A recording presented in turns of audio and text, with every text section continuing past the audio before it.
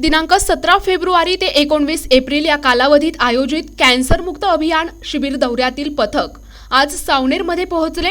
यामध्ये आशा सेविका, परिचारिका आणि अंगणवाडी सेविका यांनी घरोघरी जाऊन कॅम्प उभारून महिलांना मुख, स्तन आणि योनी कर्करोगासंबंधी मार्गदर्शन केले।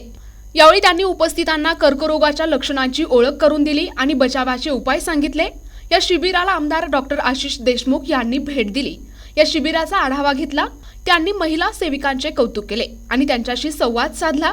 तसेच त्यांनी महिला सेविकांच्या कामाची माहिती घेतली, त्यांच्या कामाच्या स्थितीबाबत विचारपूस केली। यावेळी एक छोटासा कार्यक्रम देखील पार पडला।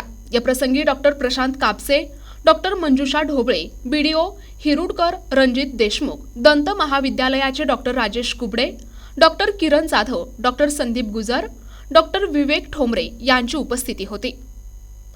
प्रतिनिधी मंगेश उराडे, NTV न्यूज मराठी, नागपूर।